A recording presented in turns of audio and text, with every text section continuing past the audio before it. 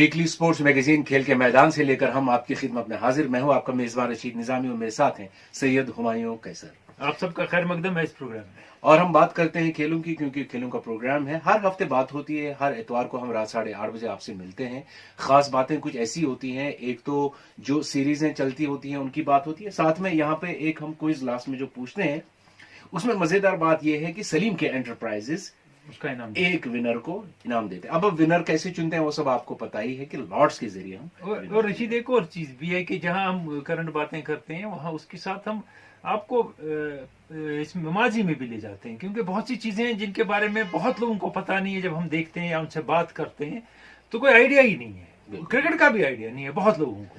तो वो कोशिश करते हैं कि वो आपको पता चले वो मामलात, वो बातें। वो आज भी कुछ इशारे हम देंगे इन प्रोग्राम में, हालांकि ये सही है। बहुत सारे दोस्त दावा करते हैं कि हम खेल जानते हैं, हम स्पोर्ट्स जानते हैं। अच्छा शौक है, लेकिन वो थोड़ी अगर और कोशिश करें तो बेहतर मालूमात हासिल करेंगे। अब तकरीबन एक हफ्ते के बाद भारत और ऑस्ट्रेलिया के दरमियान T20 सीरीज शुरू हो रही है। जी, हालांकि मैं नहीं मानता हूं असल क्रिकेट T20 है तो क्रिकेट तो है और रिकग्नाइज्ड है और पैसा कमाने के लिए, तफरी के लिए है, तफरी के लिए। हाँ, तो ठीक है। एक चीज आप सोचें, इस क्रिकेट से एक नए किस्म के क्रिकेटर आए जिनको कभी टेस्ट में जगह नहीं मिलती, हो सकता है वनडे में भी नहीं मिलती। बिल्कुल सही, बिल्कुल सही। हमने देखा है इसमें फटाफट क्रिकेट कहते हैं, तेज तेज क्रिकेट कहते हैं, और माहिर लोग, आप जैसे लोग भी ये कहते हैं कि असल जो क्रिकेटर्स की फॉर्म है और जिनको टेक्निकली जितना साउंड होना चाहिए वो लोग खराब ही होते हैं T20 ज्यादा खेलने। हाँ, बड़ा मुश्किल होता है बैलेंस करना, वो सिस्ट को कैच देना वगैरह वगैरह, वो एज लगाने, वो आदत हो जाती है। अब ये प्रोफेशनल है, इनको इंटरनेशनल T20 खेलते भी 13 साल हो गए, 14 साल हो गए, तो किसी हद तक इन्हें कंट्रोल किया है अपने आप को। जो कर नहीं पाते हैं वो किसी दो में से एक क्रिकेट से बाहर हो जाते हैं, सर्वाइव नहीं कर पाते। सही है। हमने कई बार देखा है कि जब टेस्ट सीरीज होती है या वनडे सीरीज होती है तो हम एक राय कायम करते हैं कि फलानी टीम मजबूत है टेस्ट में, फलानी टीम वनडे में मजबूत है। लेकिन T20 में अक्सर हम राय नहीं देते हैं, नहीं करते हैं। आप सही कह रहे हैं, ये बहुत सही बात है कि इसमें that can be anybody's day, कोई भी जीत सकता है उस दिन मैच, ये सही बात है। और पासा पलटते 3 ओवर लगते हैं, 2 ओवर लगते हैं इसमें। ये नहीं है कि आज टी के बाद कल वहां कल यहाँ, इवन 50-50 भी प्रेडिक्टेबल हो गया है अब, मगर इतना नहीं जितना T20। आज के प्रोग्राम में सबसे पहले उस शख्सियत की बात जिन्होंने टेस्ट क्रिकेट खेली तो लाजवाब खेला, उसके बाद वनडे में आ गए तो लाजवाब, T20 तो उन दिनों थे नहीं। बात करते हैं जावेद परे। Comeback man of Indian cricket या कमबैक किंग कहे जाने वाले महेंद्र जिमी अमरनाथ भारद्वाज ने 1969 में अपने टेस्ट करियर का आगाज़ किया। ऑस्ट्रेलिया के खिलाफ चेन्नई में मुनक़दा उस टेस्ट मैच में महेंद्र अमरनाथ ने महज 2 विकेट हासिल किए और बैटिंग में भी वो बड़े बुझे बुझे से नजर आए। महज एक टेस्ट मैच खेलने के बाद उन्हें टीम से ड्रॉप कर दिया गया। अगले 6 सालों तक महेंद्र अमरनाथ बस जद्दोजहद ही करते रहे। दिसंबर 1969 के बाद जनवरी 1976 में महेंद्र अमरनाथ ने अपना दूसरा टेस्ट मैच खेला। इस लंबे अरसे में भारत ने 21 टेस्ट मैचेस खेले थे। 1976 में अपना दूसरा टेस्ट मैच खेलने के बाद महेंद्र अमरनाथ फिर से जद्दोजहद करते रहे, कभी टीम में इन और कभी आउट। अच्छी परफॉर्मेंसेस के बावजूद टीम में अंदर बाहर का ये खेल यूं ही चलता रहा। लेकिन जब भी महेंद्र अमरनाथ को बाहर का दरवाज़ा दिखाया जाता वो अंदर होने की काविशों में लग जाते और जब तक टीम में फिर से दाखिला न पाते तब तक चैन से न बैठते। 1982-83 का टेस्ट सीज़न महेंद्र अमरनाथ के लिए करियर बेस्ट साबित हुआ।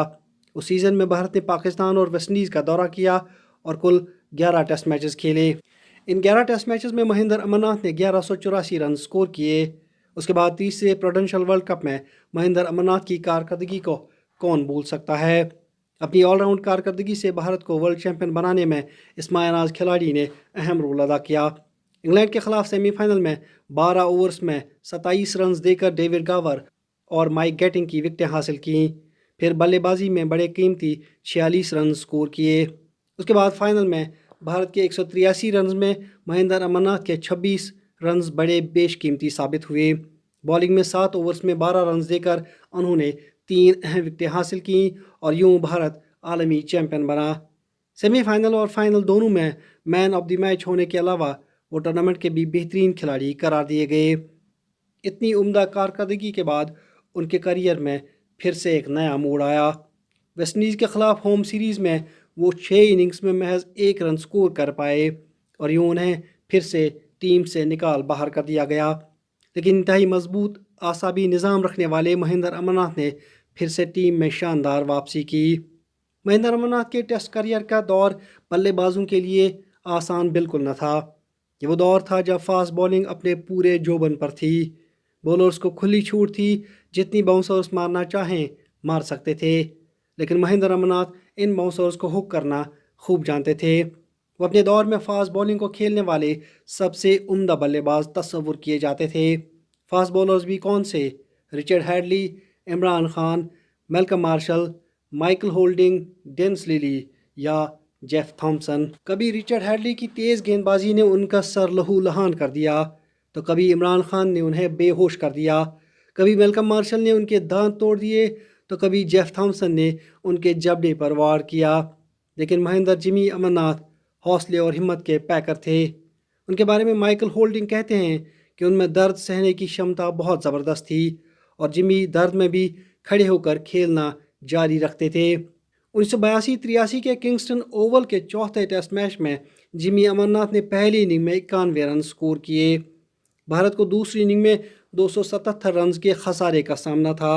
महेंद्र अमरनाथ दूसरी इनिंग में मार्शल की एक तेज़ गेंद को हुक करने गए थे। गेंद उनके मुंह पर लगी। मुंह से ज़ोर ज़ोर से न सिर्फ खून बह निकला बल्कि चंद दांत भी बाहर आ निकले। नतीजतन उन्हें रिटायर्ड हर्ड होना पड़ा। उस दिन उनके जबड़े में 6 टांके लगे। अगले दिन सुबह ही जब भारत को 5वें विकेट का नुकसान उठाना पड़ा तो अचानक गैर मुतवक्का तौर पर महेंद्र अमरनाथ पिच पर नमूदार हुए। माइकल होल्डिंग ने बाउंसर से दोबारा उनका इस्तकबाल किया। अमरनाथ ने हुक करके गेंद को बाउंड्री के बाहर पहुंचा दिया। जिमी अमरनाथ ने उस इनिंग में 80 रन स्कोर किए। यह इनिंग आज भी टेस्ट क्रिकेट की बड़ी बहादुराना इनिंग तस्वुर की जाती है।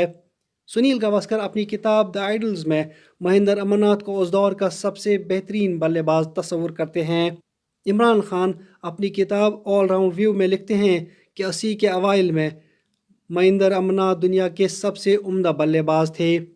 अजीम विवियन रिचर्ड्स उनके बारे में कहते हैं, he is one of the nicest man to have ever played the game. David Boon कहते हैं, concede didn't seem to be in his vocabulary.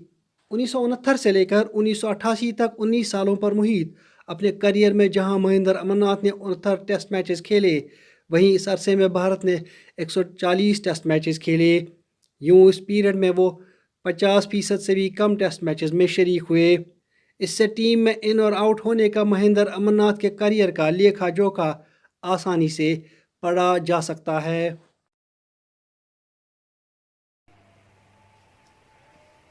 Mahendra Amarnath लाजवाब शख्सियत। जी हाँ, पिछली बार ये जो हमारा सवाल था उस पर बात हुई थी महेंद्र अमरनाथ की।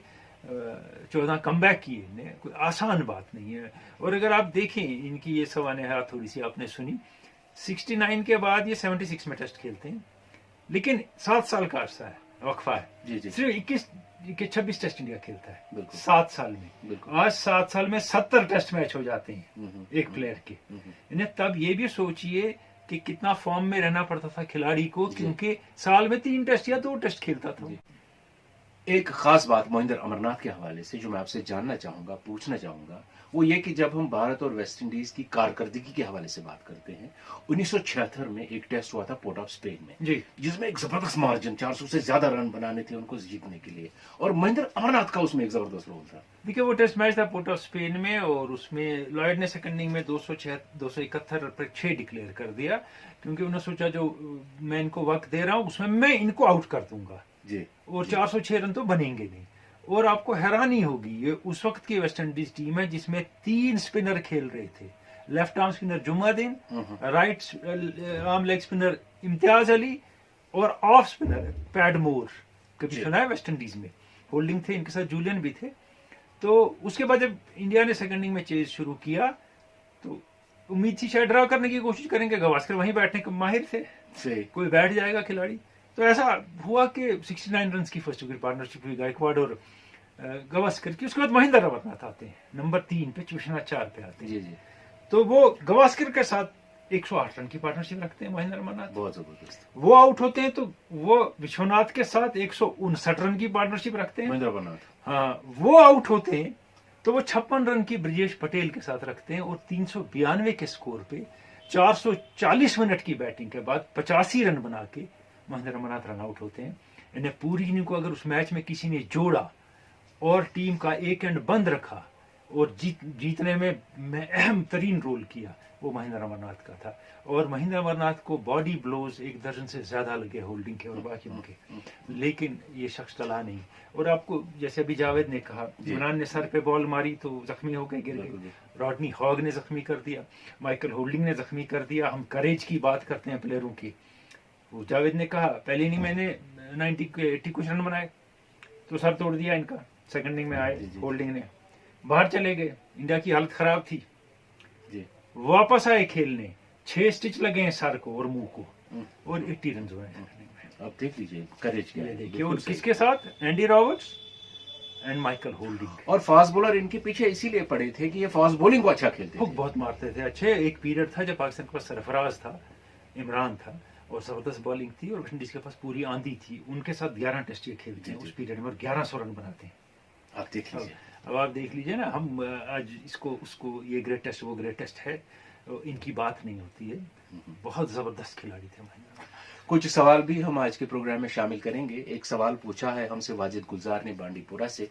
आप पूछते हैं कि ये जो प्ले ऑफ का सिलसिला है जो हमने आईपीएल में देखा, ये स्पोर्ट्स में कब शुरू हुआ और क्या मुस्तकबिल में आलमी कप क्रिकेट में ऐसा ही होगा कि प्ले ऑफ सब होंगे? देखिए वो मैं नहीं कह सकता प्ले ऑफ्स होंगे, लेकिन ये है कि 18 दिसंबर 1932 को एनएफएल जो नेशनल फुटबॉल लीग है अमेरिका की, उसमें पहला प्ले ऑफ हुआ है और ये फाइनल था एनएफएल का जो डिसाइड नहीं हुआ तो प्ले ऑफ हुआ उसके बाद चैंपियन बताने के लिए। लेकिन फुटबॉल में ये सिलसिला बहुत कामयाब रहा और फुटबॉल में बहुत सिलसिला ये चलता है। ऐसा हुआ कि इप्सविच टाउन जो एक टीम है इंग्लैंड की, लीग खेलती है, जूनियर लेवल पे लीग खेलती है, वो उनके जो चेयरमैन थे डेविड शीवशैंक, उनके साथ ये हुआ कि 1997 और 99 में दोनों मरतबा उनकी टीम क्वालिफाई करते करते रह गई अगले डिवीजन के लिए, क्योंकि अवे गोल्स की वजह से वो बाहर हो गए। तो उन्होंने कहा नहीं जी इसमें प्ले ऑफ होना चाहिए, प्ले ऑफ होना चाहिए।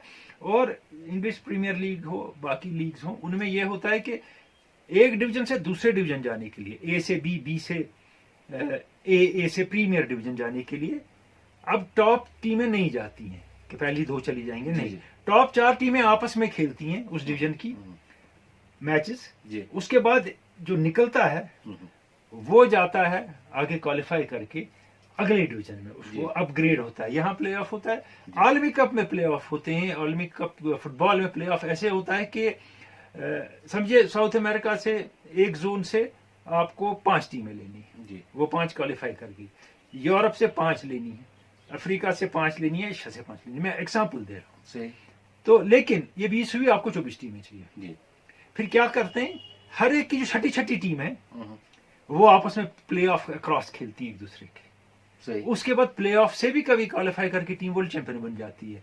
तो प्ले ऑफ का सिलसिला कोई आईपीएल ने लाया है, कोई पहली बार नहीं हुआ है, क्रिकेट में हुआ है पहली बार, वो भी हमारे क्रिकेट में, नहीं तो दुनिया में ये सिलसिला बहुत पहले से चल रहा है। और अगर ये आलमी कप में भी आएगा, अगर रहेगा, मुझे नहीं लगता है आलमी कप में ऐसे। मैं बताऊंगा, आलमी कप तो राउंड रॉबिन था पिछली बार, हर टीम ने हर एक से खेलना है। तो प्ले ऑफ को क्या करना है आपने, सबने सबसे खेल लिया। या अगर 2 पूल बनाए आपने तो पहले आप डिसाइडेड है 6 टीमें इधर 6 उधर, तो 2-2 सेमीफाइनल के लिए या 4-4 क्वार्टर फाइनल के लिए, फिर प्ले ऑफ कहाँ कराओगे? नहीं करा सकते, नहीं करा सकते। सही बात है। T20 में हो सकता है, वनडे में मुश्किल है। मलिक अयाज ने कुलगाम से सवाल लिख भेजा है। आप पूछते हैं कि लेग साइड की बॉल को लूज बॉल क्यों मानते हैं जबकि उस पर विकेट्स भी मिलते हैं? 2-3 चीजें हैं इसमें। जब लेग से ऐसे खेला और कैच हो गया बंदा, कहते हैं unlucky. Why is he unlucky? वो आपसे यूं खेलता है, एज में छक्का जाता है, why is not bowler unlucky then? कोई अनलकी शनलकी नहीं होता। हाँ, मैं बताऊंगा क्यों कहा जाता है कि तकरीबन 90% बैट्समैन लेग साइड पे स्ट्रांग होते हैं और लेग की बॉल पे कैश करके रन बनाते हैं, है ना? इसीलिए कहते हैं कि ये लूज बॉल है, पीटेगा इसको, विकेट तो मिलेगा लेकिन ज्यादा चांस है पिटने के।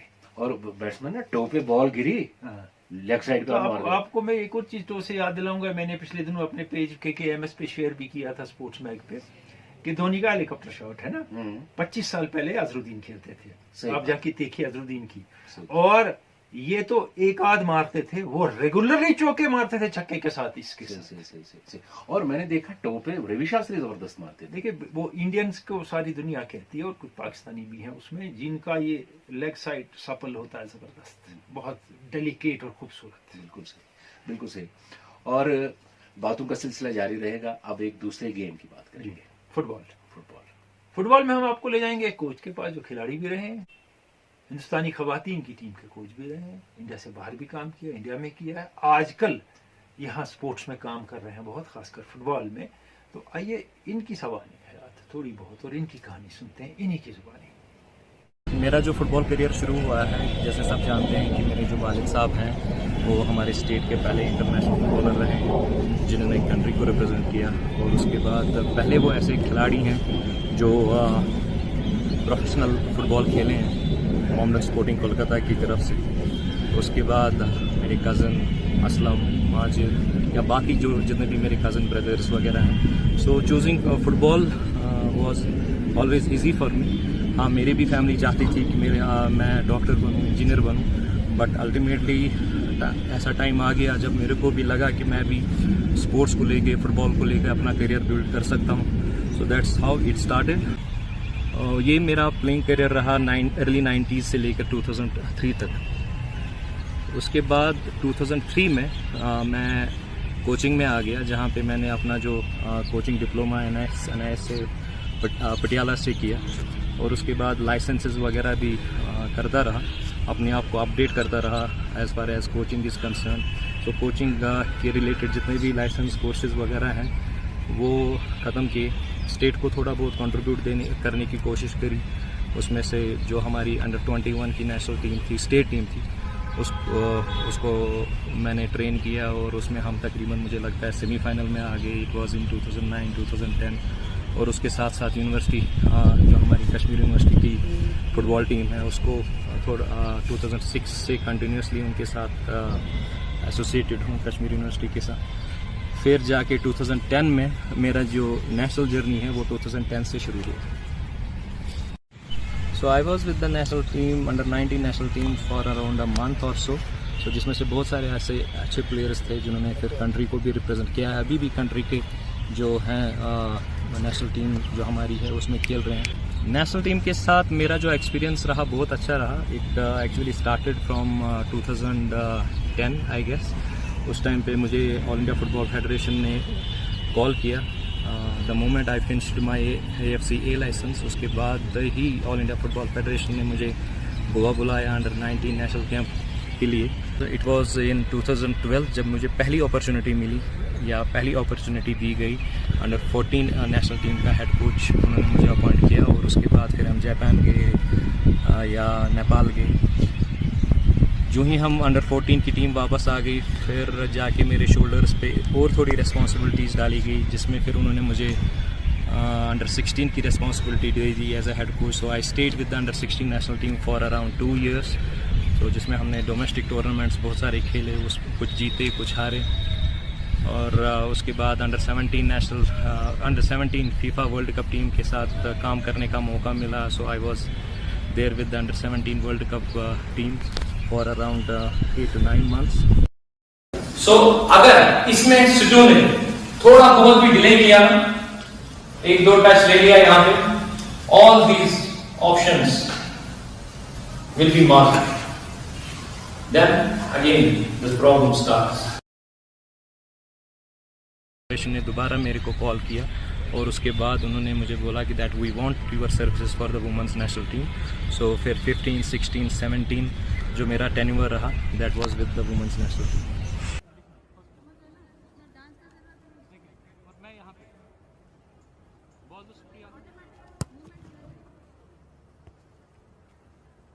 जब भी क्रॉस करेगा ना, वहां जाके मारेगा।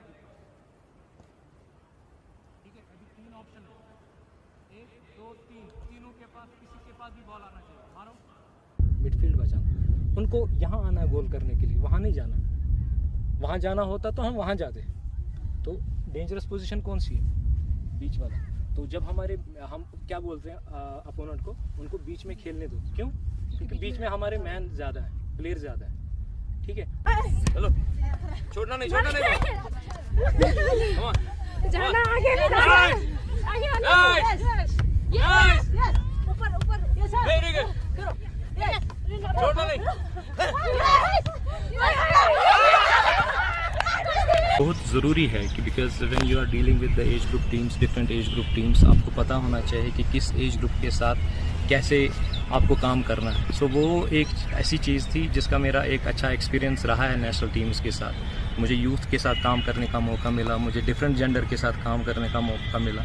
और फिर जब मैं यहाँ आया सो आई थॉट कि वो जो चीज़ें मैंने बाहर सीखी हैं उनको मैं अपने स्टेट में थोड़ा बहुत उसका जो भी एक्सपीरियंस है उसको शेयर करो अपने बच्चों के साथ। So we gave the proposal to the JNK state sports council, उस टाइम के जो सेक्रेटरी थे वहीदुर्रहमान परा साहब, तो उनको वो कॉन्सेप्ट अच्छा लगा। सो वहाँ से फिर जो स्टेट फुटबॉल एकेडमी का जो कंसेप्ट हमने यहाँ पे लाया, जिसमें हमने पूरे 22 डिस्ट्रिक्ट्स में स्टेट फुटबॉल एकेडमी को लॉन्च करने की कोशिश की, उनको ट्रेनिंग देने की कोशिश की, उनको यहाँ पे मैचेस खिलाने की कोशिश करी। So that 2017 was the year to show, to just give the picture to the state कि अगर ऐसे काम हो सकता है so definitely our standard of playing will improve, our players will develop the way we want them to develop and compete with the other states or the boys who are of that level. So वो हमारी एक कोशिश थी और जिसमें हम कामयाब भी हो गए। और उसका जो रिज़ल्ट है उसमें से हमारे जो मोहित करके गोलकीपर है वो केरला ब्लास्टर्स में खेल रहे हैं। हमारा सजाद कंटिन्यूसली अभी 2 साल से नेशनल टीम का मेंबर है, अंडर 16 नेशनल टीम का मेंबर है। अभी सुहेल जो हमारा एक और लड़का है, he is getting a call from the national camp, so he will be soon joining the national team. उसके बाद बहुत सारे ऐसे प्लेयर्स हैं, सोबान है, तौसीफ है, जिन्होंने लोन स्टार में खेला या तौसीफ ने पुणे FC में खेला। सो वो एक चीज़ हमने यहाँ पे क्रिएट करने की कोशिश की, एक प्लेटफॉर्म देने की कोशिश की जहाँ से इन बच्चों के लिए एक हम वो रास्ता उनको दे दें कि वो स्पोर्ट्स को लेकर कहाँ तक पहुँच सकते हैं। तो लर्निंग जो है, learning is always give and take. कुछ आप किसी को दे रहे हो और कुछ आप वहाँ से सीख रहे हो। So yes, I have learn many things.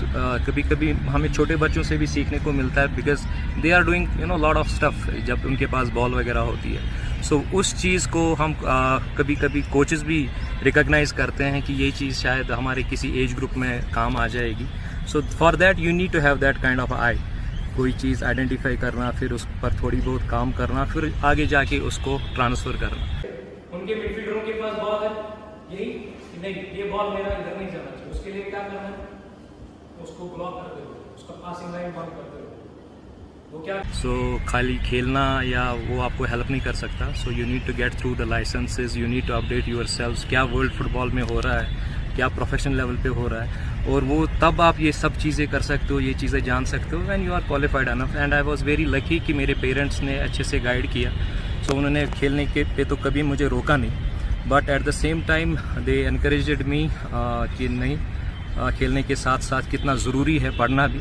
So that's why अगर आज थोड़ा बहुत नाम अचीव किया है, it's only because I try to maintain the balance between my studies as well as my playing. साझेदार की बात उन्हीं की ज़बानी, बिल्कुल, और बहुत मेहनती और बहुत अच्छा काम किया और आज भी कर रहे हैं। बिल्कुल सही।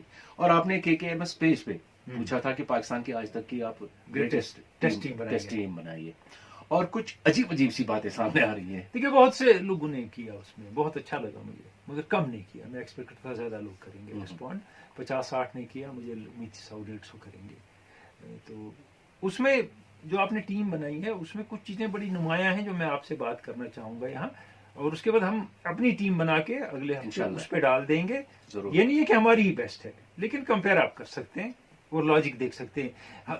मैक्सिमम लोगों ने क्या किया, उन्हें 11 प्लेयर सेलेक्ट किए, उसमें कहीं कहीं कुछ बॉलर फिट किए। हमने टीम कहा था, और टीम में अच्छा बॉलर ड्रॉप भी हो सकता है टीम फिट करने के लिए, बनाने के लिए टीम में। आप में से बेशतर ने जहीर अब्बास को रखा, लेकिन जहीर अब्बास ओपनर कभी नहीं थे, पहला मसला। दूसरा, अब्दुल रज़ाक को रखा ग्रेटेस्ट टीम में, वो टेस्ट के ग्रेट प्लेयर नहीं थे। आपने सलमान बट को रखा, यासिर हमीद को रखा, वजाहतुल्लाह वास्ती को रखा, बाबर आजम को रखा जो अभी अपने पाँव ही जमा रहा है टेस्ट में, शाहिद आफरीदी को रखा उस टीम में। कुछ ने मिसबा और आसिम कमाल, दानिश कनेरिया, तौफीक उमर को भी रख दिया इस टीम में। चलिए कुछ सी हद तक आपको लगता है, लेकिन इनमें से क्या आपको लगता है कि तौफीक उमर माजिद खान से अच्छा ओपनर था, सईद अनवर आमिर से अच्छा ओपनर था? नहीं पॉसिबल है। तो इसीलिए ऐसी ऐसी कुछ बातें आपकी बहुत सी सामने आई मुझे मेरे सामने, और मैक्सिमम ने जो टीम सेलेक्ट की है वो पिछले 20 से 25 साल तक के प्लेयर हैं। उसमें एक इमरान खान पुराना है और किसी ने जहीर अब्बास और हनीफ मोहम्मद रखा है पुराना, नाम सुना है। तो बाकी आपको सईद अहमद का पता नहीं है, इम्तियाज अहमद का, नसीम उल गनी का, मुश्ताक मोहम्मद का आप जानते ही नहीं है। सही। मुश्ताक मोहम्मद जैसा ऑलराउंडर और कैप्टन जो इमरान से बहुत ऊपर था कैप्टन, तो आपको आइडिया नहीं है उसका। जैसे पटौडी ने इंडिया को बदला और विनर बनाया मैचेस में, वैसे मुश्ताक मोहम्मद ने जीतना सिखाया पाकिस्तान टीम को। ये चीजें बड़ी मिस हुई हैं। और फजल महमूद की बात किसी ने नहीं की, और आप में से आसिफ इकबाल कहीं नहीं है उसमें। तो अब टीम में जरूरी नहीं फिट हो। जैसे हम कहते हैं कि वकार और वसीम तो डेफिनेटली सिलेक्ट होंगे, जरूरी भी नहीं है। फजल महमूद का रिकॉर्ड देख लें कि जरूरी नहीं है वही सिलेक्ट। चलिए अगले हफ्ते हम अपनी टीम जो बनाएंगे वो हम डाल देंगे पेज पे, तो आप फिर कंपेयर कर सकते हैं। बिल्कुल सही। और आते हैं अब पिछले हफ्ते के क्विज की तरफ। हमने आपसे पूछा था कि किसको कहा जाता है टेनिस का एबीसी ऑफ टेनिस। हाँ, एक दौर में कहा जाता था, 70s की बात है, एबीसी ऑफ टेनिस कहा जाता था। तो बहुत से जवाब हमें मिले हैं, उसके बहुत खासे जवाब मिले हैं। ये थे विजय अमृतराज, बियॉन बोर्ग और जिमी कॉनर्स। क्योंकि जूनियर विंबलडन रनर्स अप थे उस जमाने में विजय अमृतराज, उसके बाद विंबलडन में 2 बार क्वार्टर फाइनल में आए और इंडिया की तरफ से इंडिविजुअल हाईएस्ट एटीपी टाइटल उन्हीं ने जीते हैं। कॉनर्स वाहिद मर्द हैं जिसने, अब तो फेडरर भी आ गए, जिसने थे पहले 100 से ज्यादा टाइटल जीते हैं। बियॉन बोर्ग वो हैं जिनने लगातार 5 विंबलडन जीते हैं और 26 साल की उम्र में 11 ग्रैंड स्लैम के साथ रिटायर हो गए। तो ये एबीसी ऑफ टेनिस थे। आपके जो जवाब मिले हैं उसमें कुछ ने सिर्फ लिखा है अमृतराज, हमने कंसिडर नहीं किया है। वो 3 भाई थे, आनंद, विजय और अशोक। आनंद का नाम भी बहुत सारों ने लिखा है। हाँ, आनंद भी बहुत सारे ने लिखा। तो ये कौन सा अमृतराज, ये बात नहीं बनती। खाली अमृतराज कैसे मानेंगे? नहीं मान सकते, नहीं मान 3 सकते। अमृतराज है ना, बिल्कुल नहीं मान सकते। और तीनों में ये है पहले अमृतराज, अगर आपने यही कंसिडर करना है, विजय में भी है अमृतराज, अशोक में भी है, आनंद में भी है। तो कुछ ने आनंद लिखा है, इसलिए जिनने सही बिल्कुल बराबर लिखा, जिन्होंने विजय अमृतराज लिखा है वो हमने बिल्कुल कंसिडर किया। तो 10 लोगों का नाम मैं यहाँ पे पढ़ता हूँ और उसमें एक फिर विनर बनते हैं। जिन्होंने सही जवाब दिया है वाजिद गुलजार बांडीपुरा, वानी नसीर गुंडे रहमान गांधरबल, मुश्ताक लोन तुर्कमागाम शोपियान, माजिद रफीक नेंगरू बदरू यारीपुरा, आबिद शफी मालमनपुरा सोपोर, मलिक जहरा पटन, मलिक सरफराज सोनियम पटन, फारूक अब्दुल्ला बटिंगो अनंतनाग, रुबीना कुरैशी लंगेट, इश्तियाक वानी चिटेबांडी बांडीपुरा। और जो लॉर्ड्स के जरिए सलीम के एंटरप्राइजेस के विनर के हकदार बने हैं आप हैं माजिद रफीक नेंगरू बदरू यारीपुरा। ये माजिद, बहुत बहुत मुबारक आपको। अब 12 सही जवाब देते हैं और पार्टिसिपेट करते हैं। मैं उम्मीद करूंगा जब हम पेज पे कुछ लिखते हैं अपने KKMS स्पोर्ट्स मैग, जिस पे आप आने वाले जो क्विज है उसका जवाब देंगे, तो तब भी आप पार्टिसिपेट करिए, अपने मन की बात करिए। सही। और कहीं आपको आइडिया है, उसमें बहुत से लोग हैं, उसने कहा इसने कहा, एक साहब ने तो ये जब टीम हमने की थी उसने कहीं से उठा के पेस्ट कर दी है, जो पेस्ट की है जिस साइट का नाम है और जिनने दी थी उनका नाम भी आया है साथ में। तो अपनी ओपिनियन देना, अपनी सोच इस्तेमाल करें, इसमें कोई नहीं है। सब थोड़ी ना, मैं कौन सा हर बार सही होता हूँ कि आप या कोई और सही होगा। और अब आते हैं आज के क्विज की जाने। तो रशीद, क्विज की बात आज के, ये तस्वीर आप देखें, इसमें एक तो बिशन सिंह बेदी साहब नजर आते हैं जी, लेकिन दूसरा खिलाड़ी कौन है? यानी आपको ये तस्वीर पहचाननी है, इसमें एक तो बिशन सिंह बेदी है, दूसरे कौन है ये आप जान जाएंगे क्योंकि आपने अच्छे फार्मूला ढूंढे, यहाँ टाइप किया वहां किया कर दी। कुछ परवाह नहीं, हम भी चाहते हैं कि आप थोड़ी सर्च करें और आपको भी पता चले कि क्या आ रहा है। तो ये तस्वीर देखें और बताएं बिशन सिंह बेदी के साथ दूसरा खिलाड़ी कौन है। और KKMS स्पोर्ट्स मैग हमारा फेसबुक का ग्रुप है, उस पर अपना आंसर पोस्ट कर दें। जी हाँ, बिल्कुल 48 घंटे हम अगले आपको देते हैं। तो इस वक्त दीजिए हमें इजाजत। खुदा हाफिज।